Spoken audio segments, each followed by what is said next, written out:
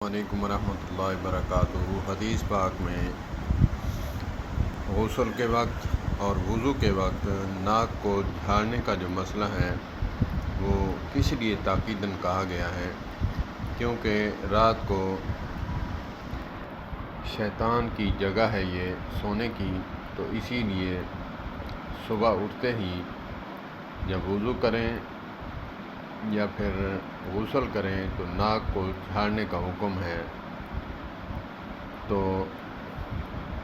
یہاں پہ آپ یہ بات سن کر یقیناً یہ بات ضرور کریں گے، کیونکہ یہ شیطان کی جگہ ہے۔ رات کو وہ ٹٹی بھی کرتا ہے، رات کو وہ پیشاب بھی کرے گا، جو بھی اس کے مرضی میں آیا وہ کرے گا۔